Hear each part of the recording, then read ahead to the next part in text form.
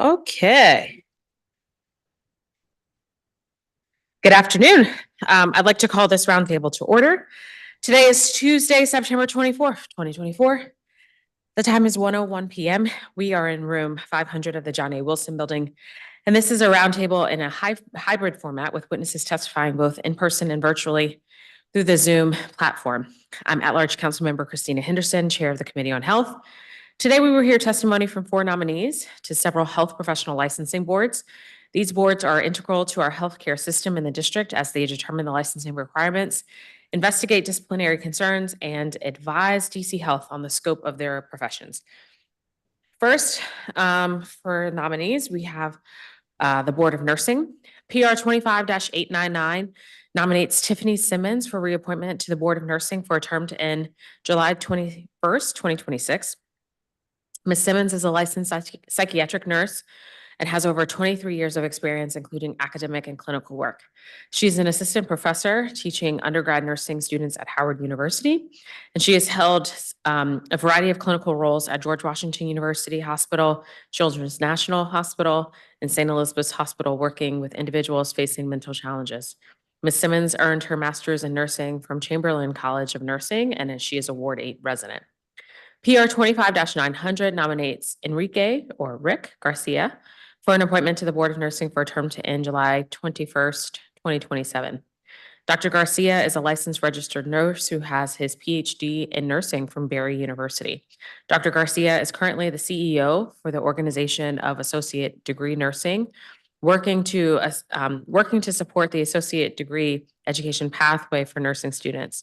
Dr. Garcia has also been actively involved in academia and clinical practice. He has served as an assistant professor and faculty fellow, advising and counseling students at NYU and Rory Myers College of Nursing, and has also held a number of administrative and clinical roles. Dr. Garcia is a Ward 6 resident. For the Board of Massage Therapy, PR 21-901 nominates Hope Carlisle for appointment as a licensed massage therapist for a term to end October 29th, 2025. Ms. Carlisle specializes in a diverse range of massage techniques, including Swedish massage, prenatal massage, deep tissue therapy, acupuncture, sports massage, and assistant stretch and mobility exercises. She earned her Bachelor of Science in Biology from the University of the District of Columbia, and a legal assistant certificate from Georgetown University, as well as a diploma in massage therapy from American Massage and Bodywork Institute, and she is a Ward 1 resident. And finally, for the Board of Podiatry, PR 25-856 nominates Kevin Cornell Bradshaw for an appointment to the Board of Podiatry for a term to end April 16th, 2026. Dr. Bradshaw is a licensed podiatrist who earned his Doctor of Podiatry from Ohio College of Podiatric Medicine. Dr. Bradshaw has a solo practice of podiatry in the district and has been practicing for over 20 years with a concentration on home health care, and he is a Ward 4 resident.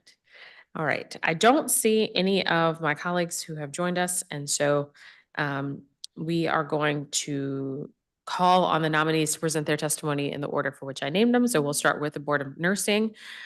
We have Tiffany Simmons, who is here, as well as Dr. Garcia. If you guys want to come up to the table.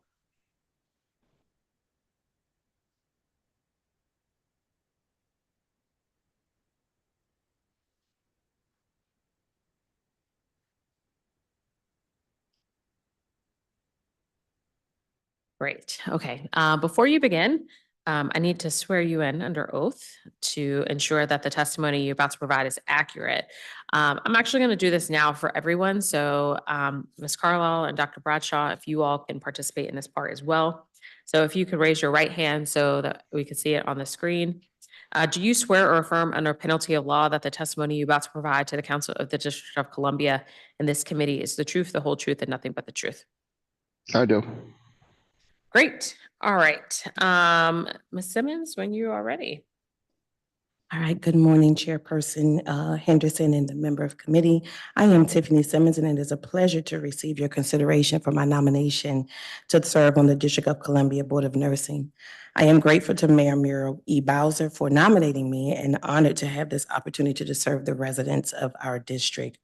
As a licensed professional registered nurse specializing in psychiatric mental health and an assistant professor at Howard University College of Nursing and Allied Health Science. I am also a third-year PhD student at the Conway School of Nursing, pursuing a PhD in nursing research and theory at the Catholic University of America.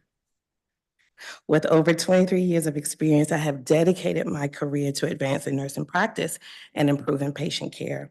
My work has spanned both clinical practice and academic instruction, with a dual focus on nursing education and individuals facing mental health challenges, including anxiety disorders, mood disorders, psychotic disorders, and polysubstance use disorders.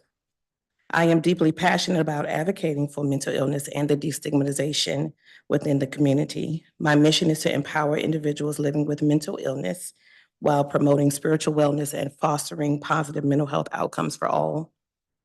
It has been a privilege to hold numerous academic and nursing leadership roles, including my appointment by the mayor to the District of Columbia Board of Nursing and my service as an at-large member and committee member of Academic and Health Affairs at the Howard University Faculty Senate.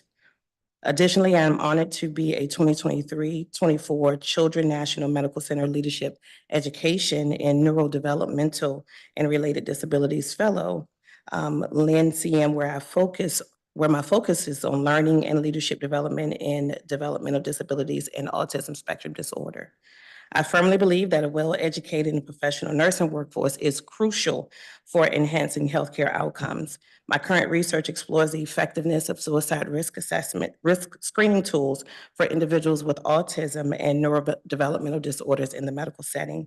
I have been recognized in the Howard University Dig newsletter for my research on racial disparities in pain management and their impact on the quality of life for African American patients, contributing significantly to advancing Black history through my work.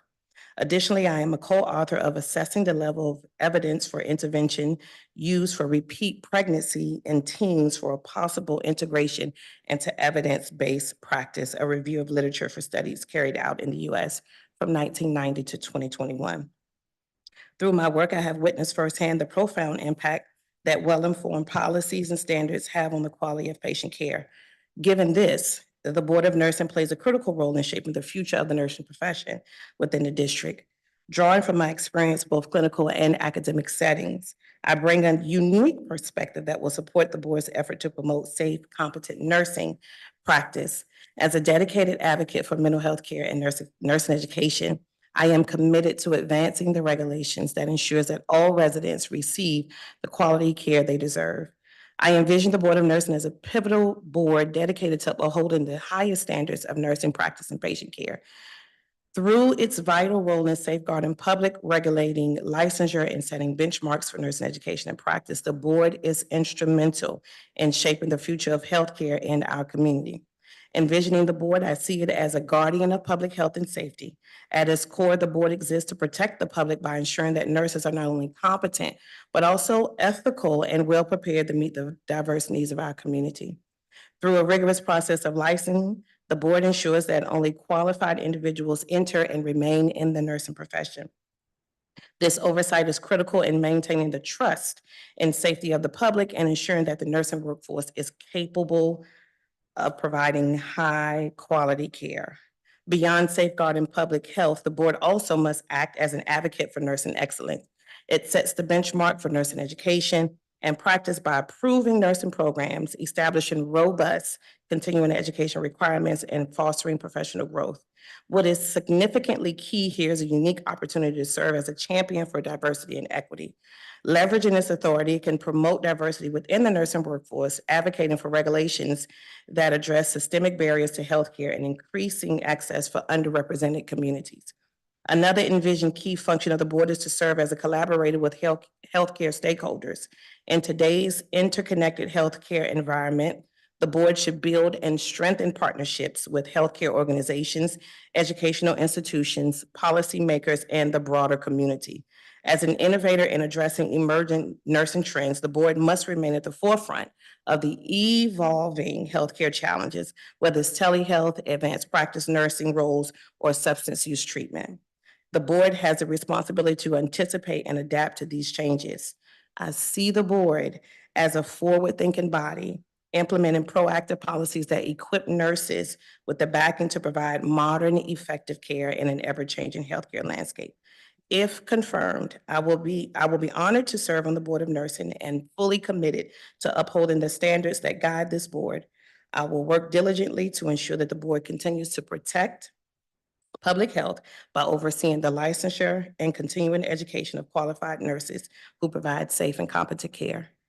Additionally, I will advocate for regulations that promote excellence in nursing education, advance equity and diversity within the profession, and addressing the evolving challenges of healthcare in our community.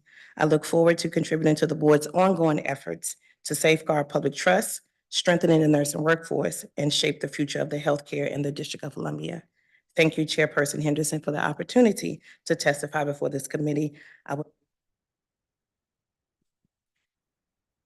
Thank you so much. Dr. Garcia. Good afternoon. Chair Henderson and members of the committee, I'm Dr. Rick Garcia, and it is my pleasure to receive the consideration for my nomination to serve on the District of Columbia Board of Nursing. I am grateful to Mayor Mariel Bowser, for nominating me and honored to have this opportunity to serve the residents of the district. I'm a distinguished healthcare professional with a rich and varied background in nursing education, administration, research, regulation, and clinical practice. I earned my PhD in nursing research with a minor in nursing education from Barry University, where my doctoral research focused on cultural competence of nursing faculty, teaching and baccalaureate programs in Florida, and their use of transcultural teaching behaviors. I also hold a Master's of Science in Integrated Health Systems Management from Georgetown University and a Bachelor's of Science in Nursing from the University of Miami, as well as an Associate of Science in Nursing from Miami-Dade College. I'm a licensed registered nurse in multiple states, including Florida, New York, and the District of Columbia. Throughout my career, I have held numerous leadership roles in prominent healthcare organizations and academic institutions, making significant contributions to the advancement of nursing education, research, and patient-centered care. I serve as the Chief Executive Officer of the Organization for Associate Degree Nursing, ODN, and the ODN Foundation in Washington, D.C. In this role, I oversee the organization's governance, day-to-day operations, fiscal management, and event planning. I ensure the delivery of member services through volunteer support, fundraising, educational opportunities, and recruitment initiatives. I represent ODN at state and national meetings where I build and nurture relationships with key stakeholders that foster alliances which support the associate degree pathway to nursing. Before my current role and position, I had the pleasure of being the Vice President of Nursing Regulation Program Expansion at Unitech Learning in Newport Beach, California. There, I collaborated with a team to expand nursing educational programs focusing on increasing capacity at workforce sites across the United States, particularly in areas with limited access to educational institutions, also known as educational deserts. From 2016 to 2022, I worked at the American Association of Colleges of Nursing, AACN, in Washington, D.C., where I served as Director of Nursing Education. During my tenure, I played a pivotal role in developing and producing several significant position statements and resources, including the Defining Scholarship for Academic Nursing Position Statement, AACN's Vision for Academic Nursing, the Essentials, Core Competencies for Professional Nursing Education, and the Research Focus Doctoral Program, Pathways to Excellence Position Statement. I also coordinated a competency-based education webinar series and led initiatives to support nurse faculty transitioning to competency-based education. I successfully secured and amassed $1.3 million in grant funding, which provided many grant funding mechanisms for member schools to support various precision health medicine initiatives. I have over 32 years of nursing practice experience in acute care, ambulatory practice, ambulatory surgical centers, and academic health centers, as well as educational institutions. My nursing regulation experience spans more than 22 years in various roles, including serving as registered nurse member of the Board of Nursing and chair of the practice committee of the New York Board's Nursing, chair of the education subcommittee for the District of Columbia Board of Nursing, and executive officer of the Florida Board of Nursing. Additionally, my engagement across multiple states has afforded me an in-depth understanding of trends and evidence-based regulatory best practices. Based on these professional and personal experiences, I look forward to give back through the intentional role of appointment as chair of the Board of Nursing in the District of Columbia to uphold public safety and welfare for those who live, work, play, and worship in the district. Thank you, Chair Henderson, for the opportunity to testify before the committee. I would be happy to respond to any questions that you may have. Thank you so much. Ms. Carlisle?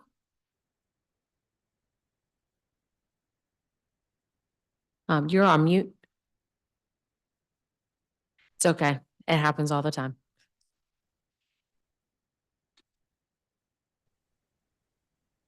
Thank you. Good morning, Chairperson Henderson and members of the committee. I am Hope Carlisle, and it is my pleasure to receive your consideration for my nomination to serve on the Board of Massage Therapy.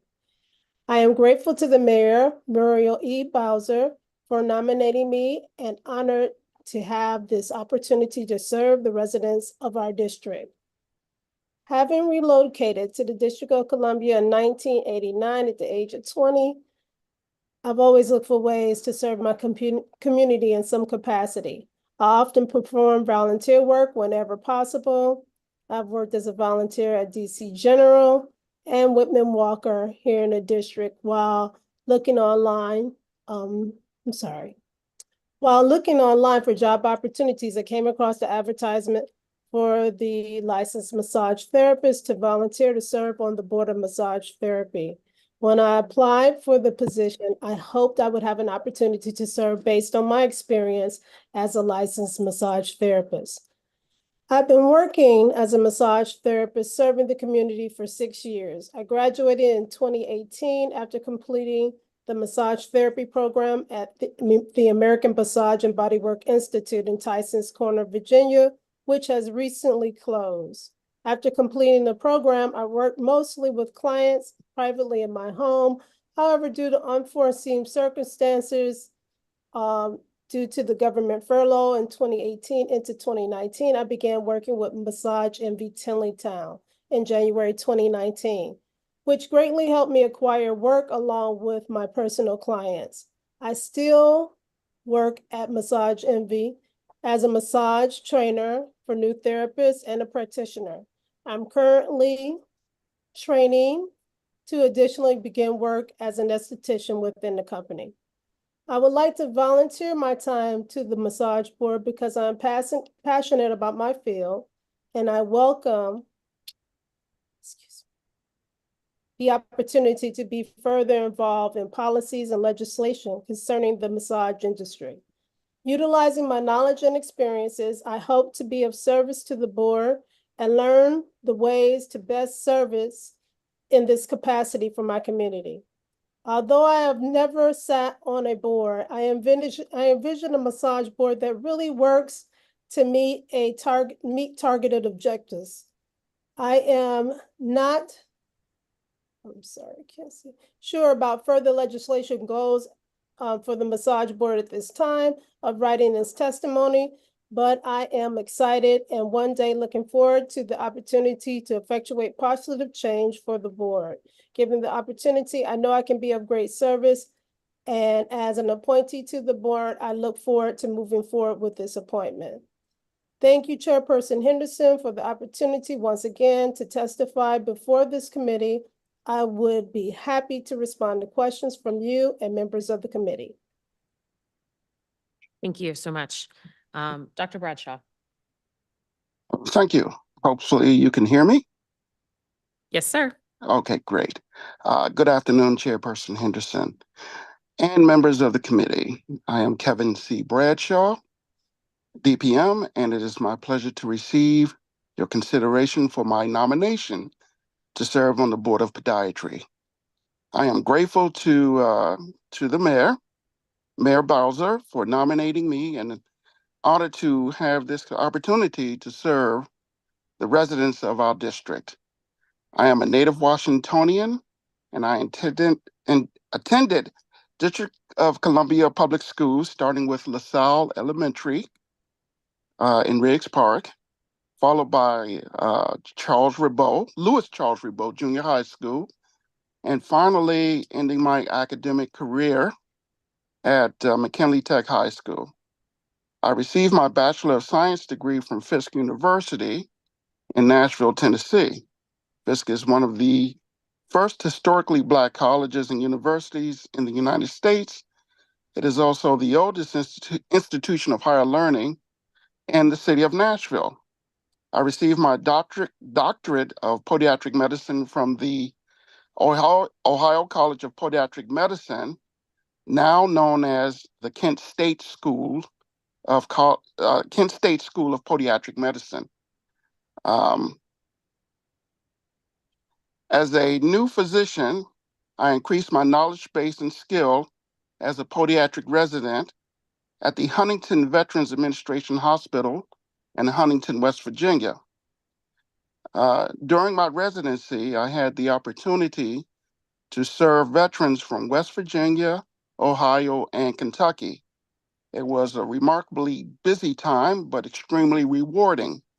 The veterans and their families became like family, and they depended on me to help care for them. It was during this time that I learned that I was more than a physician. I was also a friend, a counselor, a teacher, and even a gentle taskmaster. This experience became my Rosetta Stone. I am currently a solo practitioner specializing in home health care for the homebound podiatric patient. I have been serving the residents of the district for over 25 years, and like most physicians, I envisioned practicing in an office or clinic. However, I chose home health care. In retrospect, my patients chose home health care for me. A patient asked me to visit them in their home because they no longer could travel. Then another patient asked, and soon after, I decided to try being a house call physician. This was going to be a temporary experiment on my part, and after 25 years of doing this, I guess it's safe to say that the experiment is ongoing and successful.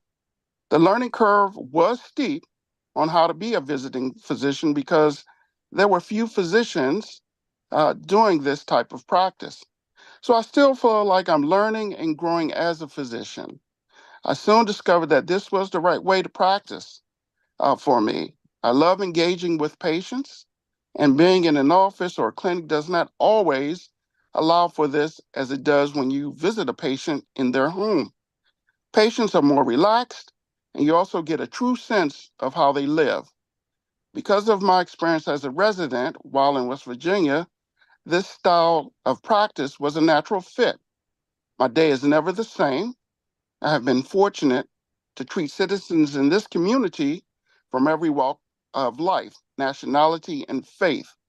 I have been warmly received, and many of my patients, um, excuse me, and like my time in West Virginia, I have become family to many of my patients. They know as much about me as I know about them. This was never clearer than during the pandemic. I, like most physicians, shuttered my practice during the first weeks of COVID. Many of our seniors were recommended to isolate themselves from the public and even family. It was very taxing for, pardon me.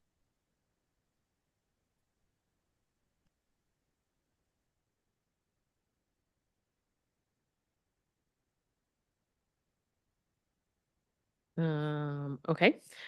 I think Dr. Bradshaw's got cut off, but we'll give it a minute to see if he rejoins us.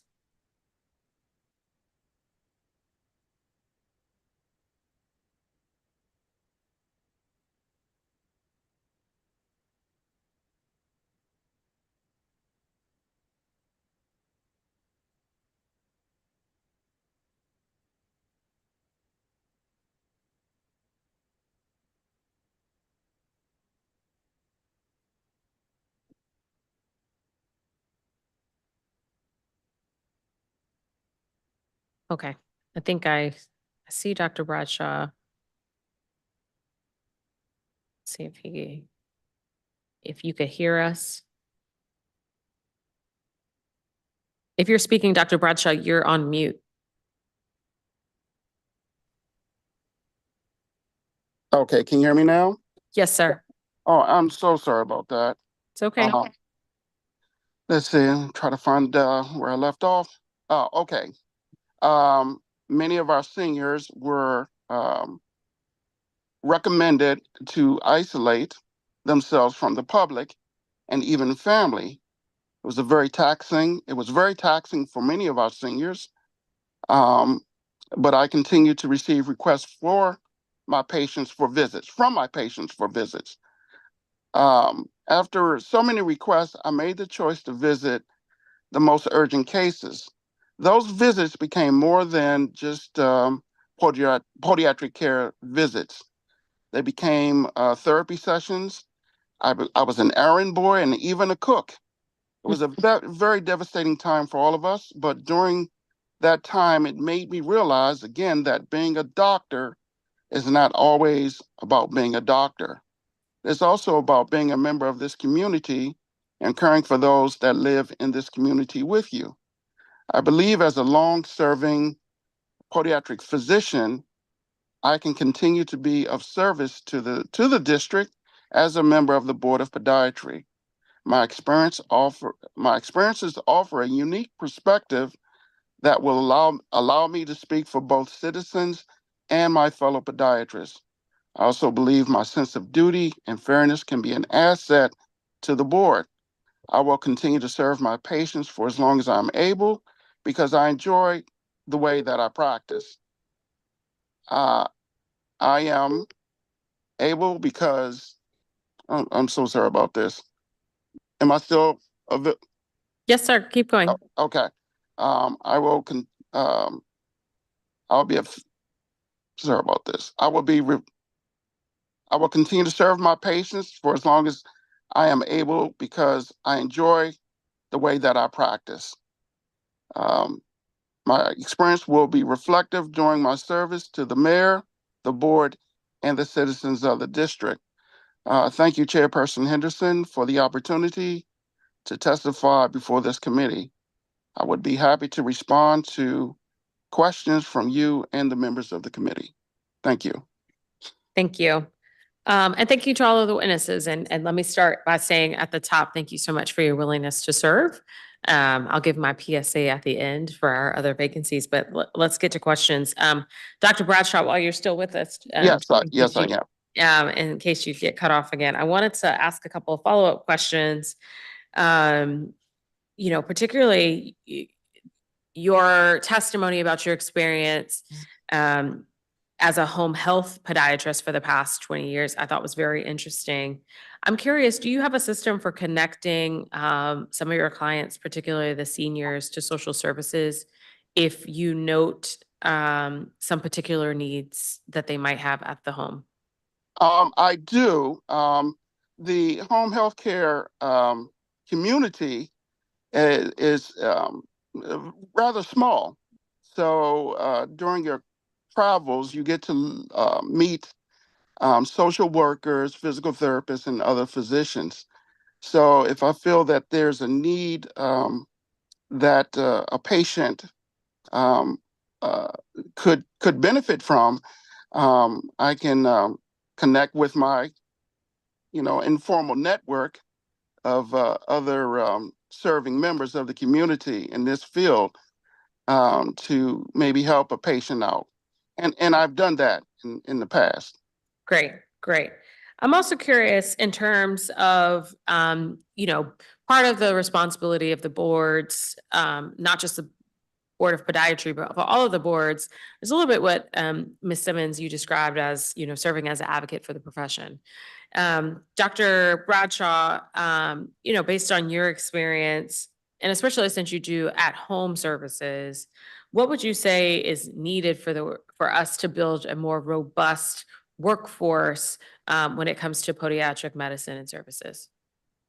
Well, I guess I want to, for lack of a better term.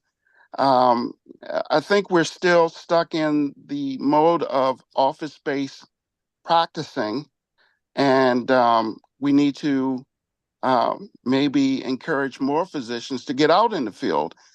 I have asked other physicians to do it, but again, it's a unique experience, and it takes a unique individual, I think, to do this. So as far as trying to encourage other folks. Frankly, it will be difficult, but I think it's something that we definitely could use more of, more physicians and medical professionals out in the field. Okay. Maybe a campaign of some sort to encourage other physicians and members of the community, the medical community, to at least explore the idea. I find it quite rewarding and even fun because there's never a dull moment. You highlighted your experience delivering care to veterans in West Virginia. The DMV area, particularly the nation's capital, we have a large number in terms of veterans. Do you feel like the district is meeting the podiatric care needs of veterans, or is there more work we need to do in that front for that particular population of? Well, I don't treat a lot of veterans because we do have a very robust veterans care here. We're very fortunate that we do have our own veterans hospital right here in the city. So Okay. a lot of the veterans, I do see some veterans, but a lot of the veterans will go to the VA for their To the VA for their services. services. Yes. Okay. All right. Well, thank you so much. Ms. Carlisle, I'm curious, when looking at your background and your resume, you built a very strong foundation in the legal field before transitioning into the massage therapy world.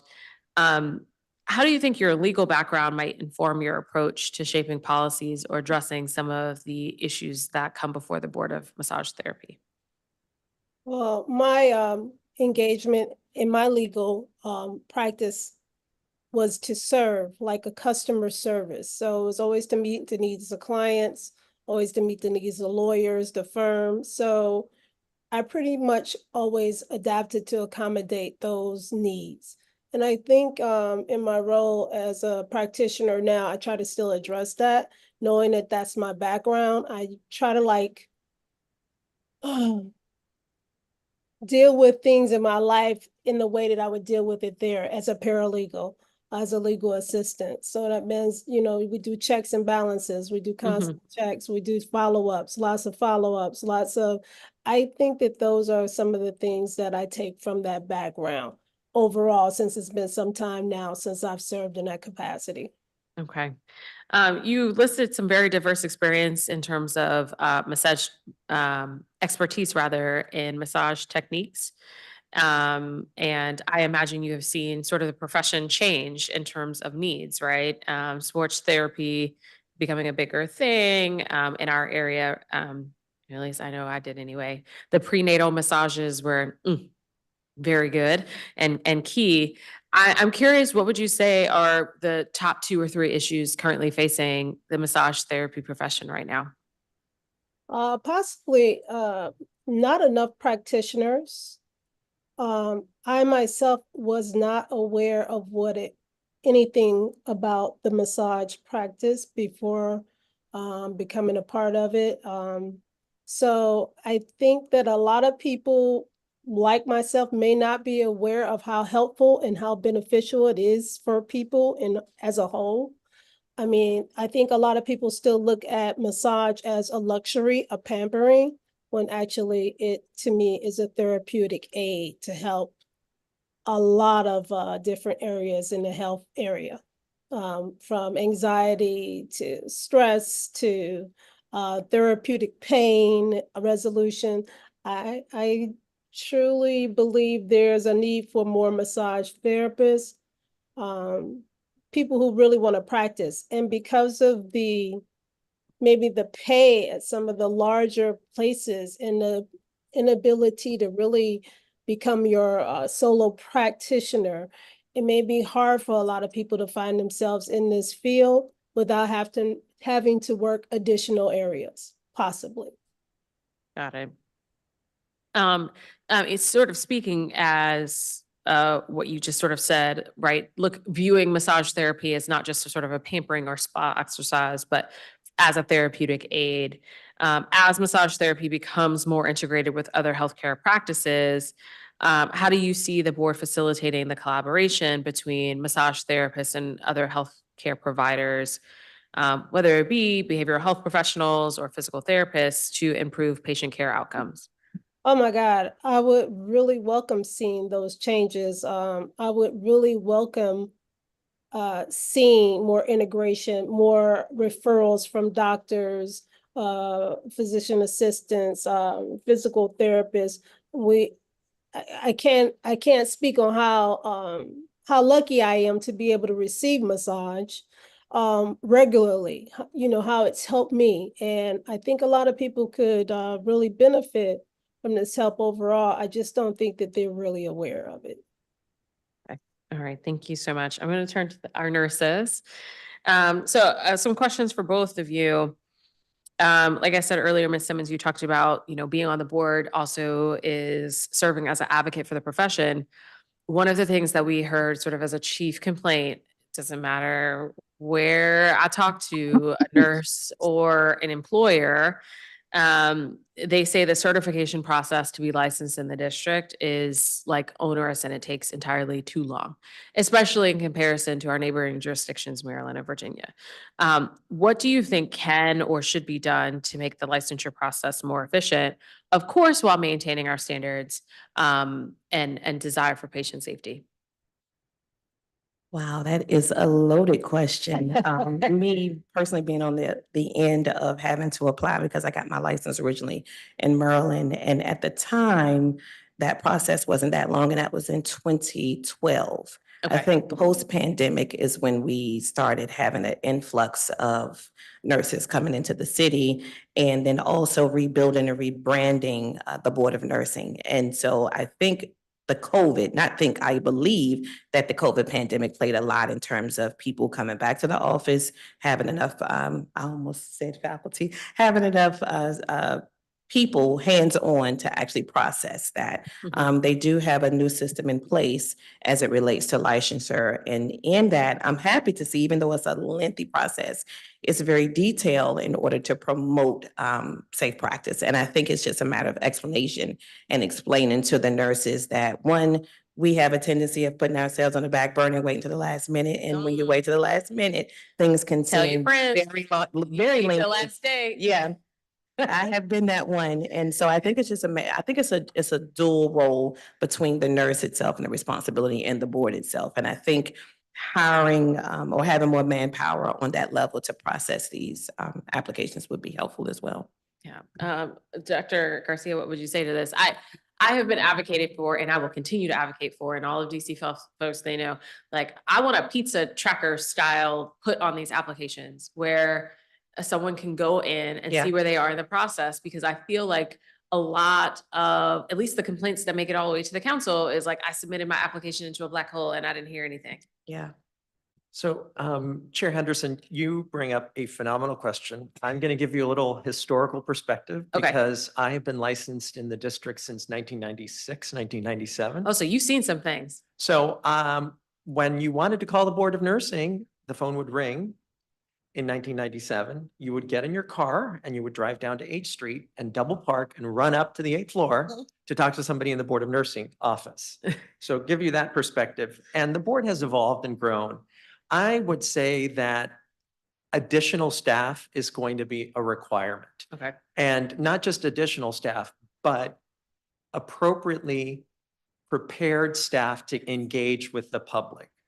Only a few years ago, I'm going to say probably about 7 or 10 years ago, we had a one-stop shop at 899 North Capitol that was phenomenal.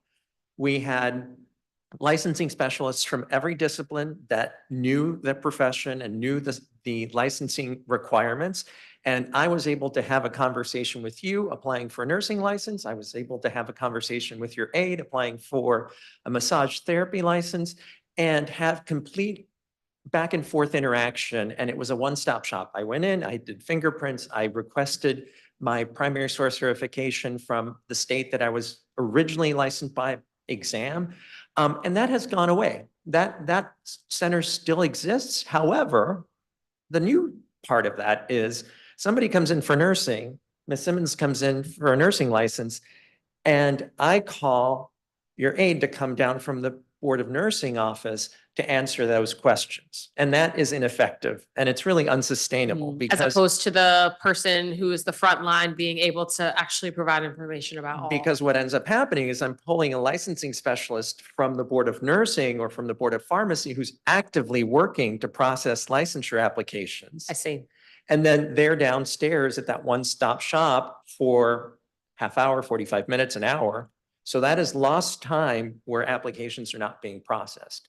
Now, you know, I don't only come at this as a registered nurse in the district. I also come with the experience of being an executive officer for the Florida Board of Nursing, Mhm. where I shared with your aide. She says, well, what are some of the differences? And I said, well, the board met every even month throughout the major cities in Florida. And we processed on average 400 cases every 2 months. So within the course of 4 hours, all of the licensure by examination or endorsement that had a criminal background check Mhm. were seen before lunch between 8:30 and noon. And all of the discipline cases were seen in the afternoon and Friday morning. So efficiencies need to be built in to really operate with regulatory best practices because Right. there's always room for growth. Always room for growth. That's what I like to hear. One other thing I wanted to ask about in sort of this room for growth. So DC currently doesn't participate in the nurse licensure compact. There's currently legislation before the council that would authorize us to be able to join. You know, people can argue this on both sides, but you know, Dr. Garcia, you're coming from, we're not coming from, you've been here, but you have experience in Florida, which was a compact state. They had some challenges of late and with some licensure issues. So I'm curious, what are your thoughts on the benefits or drawbacks of joining the compact? Well, let's start with money. I'm going to cut, I was just commenting with Ms. Simmons. There was a council member that I met with on a regular basis when he was here, David Catania, and he would always say that the people of the district are not a shy people, and we're not. So that's why I'm starting right off with the money. That would represent a revenue loss for the District of Columbia of over $5.5 million if we were to join the compact. That is what we're talking about. While it results in a revenue loss, it generates a huge workload for the staff because now you have people from the Commonwealth of Virginia and the state of Maryland that are using that compact license to come into the district to practice on that privilege.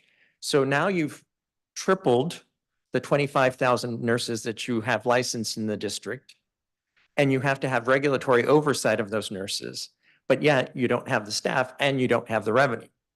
So yes, it's great because it accesses portability from state to state and into the district. However, it doesn't come without significant cons. Yeah, Ms. Simmons? I agree. I do agree with that. I agree with what Dr. Garcia just said. Yeah, it's always so interesting when you're like trying to talk to folks about the administrative pieces of all of this, right? If not a compact, you know, reciprocity. And then when I explain to folks, like, if we do reciprocity, whether it be with podiatry or massage therapy, you know, we have the reciprocity agreement, or I think we're in the psych pact, so that's a compact, but there are trade-offs to all of the things. And once you enter the compact, you are essentially, or a reciprocity agreement, you're essentially having to accept what you get. And, you know, I always love the reaction of folks' faces when I tell them, like, our good friends to our south, they don't do background checks for their health professionals. So are y'all okay with that? Like, and they're like, wait, what? And I'm like, something very basic, but like that could lead to other issues. And thankfully, well, I'm not entirely sure because I don't know the ins and outs of Virginia, but that is something that they probably have to deal with. Ms. Simmons, I have a couple of questions just for you in particular. First off, yay, third year, PhD. All but dissertation. All right. I feel like we got to always cheer for those types of things because I know you made it through. Well, and you're making it through still on. We had a hearing my days are running into each other. I'm gonna say last year. I don't know. We're gonna say sometime in the past, we had a hearing where we had some of the chairs for the colleges of nursing. I think, did we do medicine?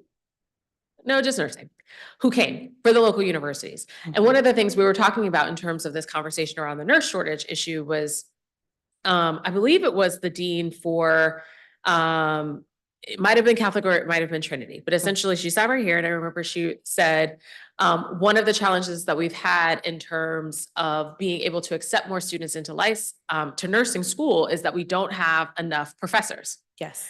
And so you are feeling or will be feeling, I mean, you're Yeah. already teaching at Howard, but she was sort of talking about this being a difficult challenge in terms of the number of people who are sort of elevating to the PhD level.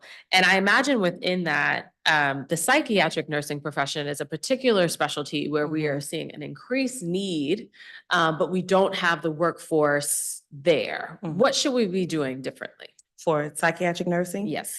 First of all, psych is a specialty, and my testimony is that I didn't choose psych, psych chose me. And so it's definitely a calling because you're dealing with or managing some of the most difficult populations.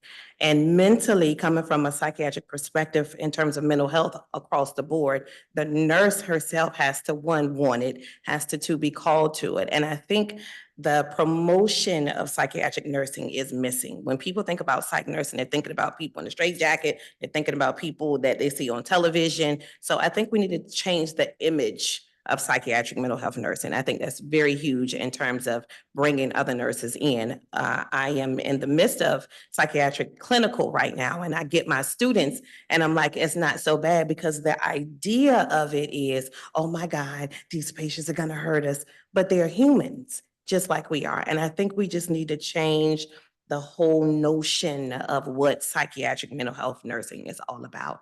Because first, with the nurse, without having a safe nurse, you can't be a safe nurse without mental health. Period. And so therefore that translates into that population, that you care about your patient, that you see your patient as one, first as in the image, right? And then you treat them as such, not just them, they, or their. You understand? Yes. I think the image of psychiatric mental health nursing has a poor taste, particularly what we see in the media, what we see day to day. But in fact, when I first started out with my mental health nursing was at St. Elizabeth Hospital. And so I was able to see both sides. For 10 years, I saw the civil side and I saw the forensic side. And yes, at each point, care is care. Yeah, so I think just changing that face of what it looks like for nurses and getting that promotion out. Here lately, we have just been on top of mental health. So let me ask you this, because it's something I've been toying with. What would you think about if we involved or integrated psychiatric nursing into the high needs health professional scholarship program? I think that would be great. I think that would be excellent. I think it is needed. Again, changing that face, bringing knowledge and awareness of what it is. I just don't believe that people have the idea or the knowledge of what it is. And I think knowledge brings power, brings awareness, and it also brings people in because now I know what psychiatric nursing is. Yeah. Yeah. I was, your point around media depiction. There was a study that was recently done of like how many people either know something about the legal profession or the medical profession because of what they saw from television. Yeah. Yeah. Everybody's thinking Grey's Anatomy is real life. Yeah, they really do. They really do. And I tell my students, a lot of times I'm with health promotion. When we see the patients inside of a hospital on an acute unit of psych, it's last. We don't want to see that. We want to meet our clients in the community. That means having those wraparound services before they actually have that crisis, having more crisis mobile units available in the District of Columbia, and having maybe even volunteers or even going in our high schools and those students who want to be a nurse, just kind of bringing that information before they even make it to the college level. Yes. You know, speaking of nursing and trying to get younger kids into it. Look, I think I've come to the realization that there's just not enough of the pool out there for us to just keep robbing Peter to pay Paul, as in hiring from other states to fill in our positions. But we really do have to try to grow our own pipeline and our Yes. workforce here, Mhm. particularly starting on the high school level, whether it be our EMT program that we're trying to like make more robust, or certified nursing assistant programs. Yes. We have 2 LEAs this school year who have started those programs. We've lowered the age of licensure for CNA to 16. Dr. Garcia, I wanted to ask, we recently passed the Certified Nurse Aid Amendment Act of 2024 out of the Health Committee, and we've had a vote of the full council that deals with some of the licensure issues that we've had between CNAs and home health aides in particular. One of the requirements of the bill is a new temporary advisory committee to work with the education subcommittee. Am I getting that right? Yes. On the best practices for combining the CNA and the home health aide license. I think you are currently a member of the education subcommittee. Are you aware of this new requirement? Although I think I heard you say you're going to be transitioning to becoming the chair of the board, so you might be rotating and delegating. I might still take that chair position over the subcommittee as Okay. well. I've been involved with that for quite some time. Okay. And actually, Ms. Simmons is one of the subcommittee members with Ms. Plater, who's the vice chair of the board currently. So one of the things that is really important is, yes, that bill has come forward, and Mateo Laib has actually briefed us that it has made it through council. So we're working with the board council right now to start exploring what the requirements of the bill are, or actually now the law, and how we can operationalize that while maintaining safety and welfare, which is always the driving force of the board, right? First and foremost. To your point about mental health and wellness, the National Institutes of Mental Health, years ago, they had a logo from the National Institutes of Health that was missing an up and downward stroke of the M, and the crossbar of the H was a sphere. And the reason that they communicated that to the graphic artist that was developing that logo was that there is no us and them. When you see a word that is misspelled, but the first letter and the last letter are correct, your brain reads it for the correct word, although you recognize it at the same time that it's incorrect. Yeah. We are fortunate because we have the chemicals in our body and in our brain that allow us to complete and have that mental health. So the stigmatization of mental health needs to be broken down. It's super important. It's super important. It's not us and them. That could be any one of us if we didn't have the appropriate brain chemicals. So with regards to your other comment about starting in the high schools, that's too late. We have to start in middle school. Yeah, I was going to say, yes, the dean of the School of Medicine at Howard also said, if we're starting in high school, it's too late for exposure, particularly for young people to get the baseline of math and science that they need in order to be able to advance. And, the reason that that's important is because I'm a product of the associate degree pathway, of the community college pathway. So when I share with you that I look pretty good today, it's through education that was liberating. And the reason I do the work that I do and the work that I've done for years is because a child educated is a family elevated, is a generation liberated. That's what it's all about. And the earlier we start, the more resources we can give people in the district and people coming to the district to be successful, to contribute to the tax bracket, to continue to contribute as a contributing member of society in the district. Yeah. Yeah, that's powerful. And Ms. Simmons, you wanted to add something to that? No, just, once the ball is moving and it's like, I'm. No, I don't want our my mind virtual is- friends to feel left out. Go Okay, ahead. my mind is thinking, and even, I'm a Ward 8 resident, and even thinking about some of those who have the DC Workforce Program and those individuals who desire to want to go back to school. When we talk about education and when we talk about pipelining it from different, we spoke about high school, yes, but what about those, as Dr. Garcia talked about, to contribute to society? How could we, just my mind started thinking, how could we also bridge that to the workforce community Mhm. to bring those those women or men, because we lack men in nursing, Yeah. to the profession? How do we bring awareness? And we already have like really excellent programs who do that, like the Academy of Hope. I'm going for a visit with them, but a couple of years ago, you know, they have programs for CNA, home health aid, phlebotomy, medical record, like, you know, there are entry points. Now, do we do our best job in terms of educating the public about the availability of these programs? And that for like a place like Academy of Hope, there's no tuition. We've already paid for it. So it's very accessible to you. And I remember a ANC commissioner, Ward 7, used to often talk about how like folks in the community would say, well, you know, there's nothing for me. And she'd be like, I can give you a list of 10 various programs that are free that would help elevate or upskill. But the question is, are we doing our part on marketing that to folks, explaining it to folks, but also explaining to them the ability for a ladder from there, right? You might start as a CNA, but that does not have to be your destination. There's more to sort of, you know, work through. And also like the longevity of the career.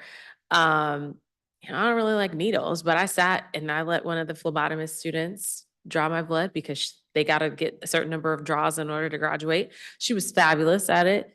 But also then realizing when I'm talking to the hospitals and the clinics, every hospital has somebody who needs to, like, you know, every laboratory has, this is a long-term type of profession. All right, so I want to ask a couple of questions for everyone involved. Now, for some of you who are reappointments, this should be very, very easy, but for folks who are new, let's start with the new people first. Have someone talk to you at DC Health about the time commitment for serving on the board, and are you confident that you have the ability to meet that demand? Ms. Carlisle? Oh, you're on mute.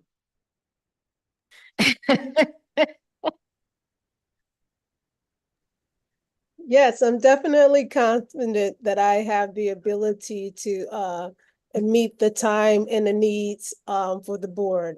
Would dedicate allotting that time and scheduling around it as needed. Great. Dr. Bradshaw? I have an extremely busy practice, but for this, I can always make time. So yeah, I'm pretty confident that I will be able to meet the needs of the board. Great. All right. Ms. Simmons, you've been on, but just I want to make sure in the affirmative. You're It is good? affirmed. Yes, I'm good. Thank you. Okay. We make it happen, whether it's Friday at 8 a.m. or Wednesdays at 9. We make it happen. Great. And I want to thank you all. I want to thank you all seriously for your willingness to serve, not just your fellow health professionals, your peers, but also for the residents of the district for your willingness to serve. And so this gives me an opportunity to make my PSA for those who are watching at home.